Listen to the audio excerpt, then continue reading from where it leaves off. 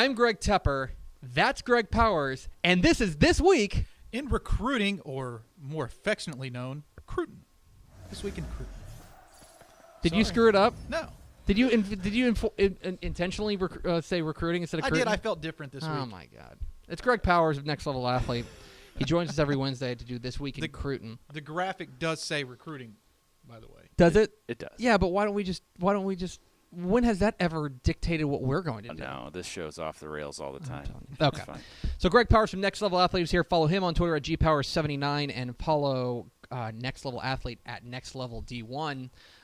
So, a lot to do here. Let's start with our Recruit of the Week. Our Recruit of the Week, a junior down there in Lake Travis land, a guy who had to step in for Matthew Baldwin in the title game last year, Hudson Card. Folks around Lake Travis have been talking about this kid for a while. When was the last time Lake Travis didn't have a quarterback for us to talk about? That's a good point. 2002, 2002, I think. Probably about right. Yep. But it was a bounce-back win for Lake Travis after a tough loss to Austin Westlake. Card scored 7 touchdowns. He's committed to Texas, and I think that's a great effort out of him. Of course, they were heavily favored against Del Val, but a heroic effort. 7-touchdown game. Commitment to Texas equals Recruit of the Week. It's a no-brainer. It's he was fantastic, and I know this is a guy that really jumped onto the statewide radar whenever he did have to come in for Matthew Baldwin, and nearly led Lake Travis back against the eventual state champions. But this kid is the thing that stands out to me, and I don't know if you agree. You're the expert here. His mobility gives him just an extra level that Lake Travis had great quarterbacks before.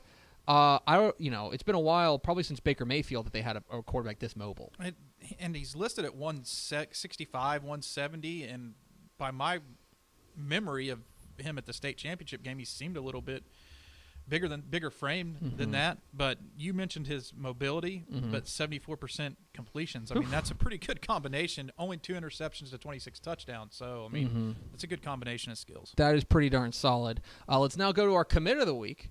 Our commit of the week, Arkansas, right? Yeah, Arkansas. The Hogs. Edges out Missouri. Came into Texas again, this time in the DFW Metroplex, and grabbed a guy who probably gets a little bit overshadowed on his own team, but a stud in Taurean Carter out of Mansfield Legacy. And, there's been some players on that team that have a right to overshadow him, but they're pretty equal. I mean, Jalen Catalan, great football player, out of course this year with the knee injury, was a crushing blow for that team. Enoch Jackson also committed to Arkansas, a fiery ball of energy in the middle of the field, defensive tackle. But I like Carter's versatility up front, 6'3", 6'4", in that 260, 270-pound range. Very explosive off the line of scrimmage, can get after the quarterback, but he's also a guy who can play in the gap, shut down the run. So in a heavy defensive line class for Arkansas, he's a guy who I think can fit multiple roles, and I think that's why it's a good commitment. So his ability basically to play outside or inside gives him a little bit of an edge. A little bit of flexibility in that John Chavis defense, and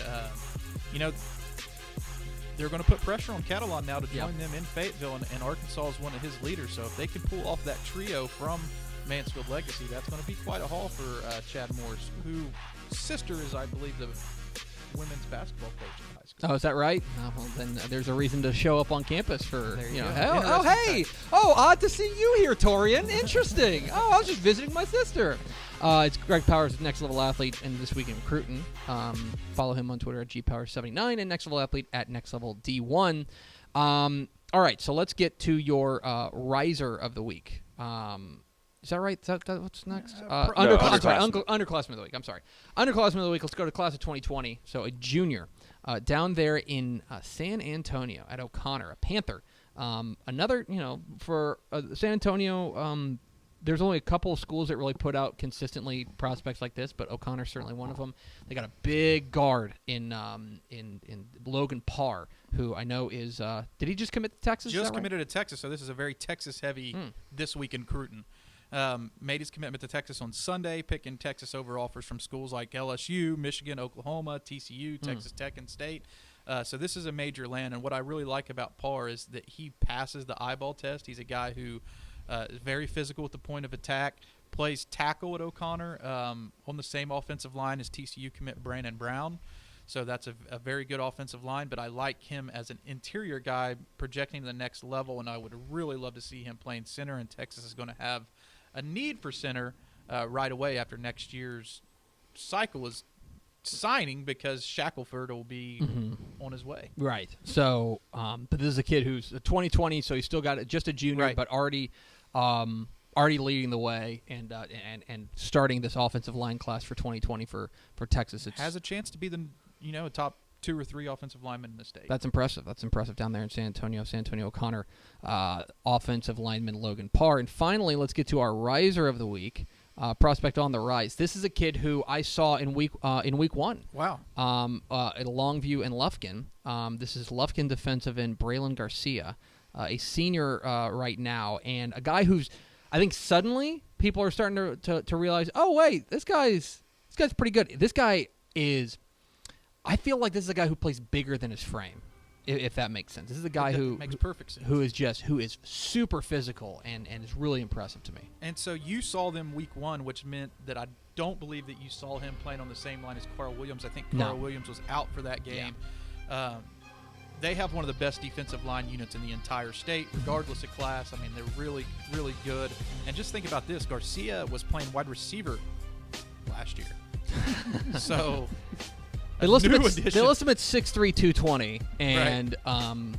I mean, boy, howdy, you don't want to mess with that. A new addition to the Lufkin defensive front. His tape is electric this year. I mean, he can flat out get after the quarterback, very explosive off the snap, probably a hybrid defensive end on the next level, stand up, outside linebacker, rush D end, or a guy who can sometimes put his hand on the dirt as he grows and adds a little bit of weight, but make no mistake about it, his claim to fame is always going to be pinning his ears back, getting after the quarterback. He doesn't have any Power 5 offers yet.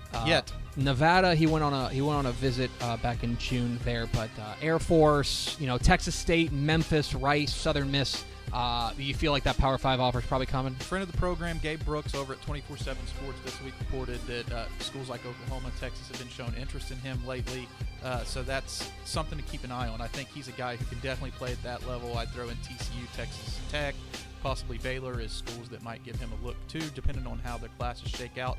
TCU's had a couple commitments shake loose as of late, maybe opening some doors for a guy like a Breylon Garcia, who's had a tremendous senior season to step onto the radar for some of those schools. Finally, we're into week 10 of the Texas high school football season. Where will this week find you? Oh, man, this is going to be a good week. I'm going to see Cedar Hill, saw DeSoto last week, seeing Cedar Hill this week, so hitting that I-20 corridor to see some of the most talented prospects. They've got a loaded group over there. Xavier Ross committed to Oklahoma State, but that's just the tip of the iceberg there. Excellent. It's Greg Powers, our recruiting analyst here at Dave Campbell's Texas Football over at Next Level Athlete. Follow him on Twitter at GPowers79 and follow Next Level Athlete on Twitter at Next Level D1. Powers, thank you for your time. Thanks for coming in, and let's maybe do this again next week. Happy Halloween. Happy Halloween.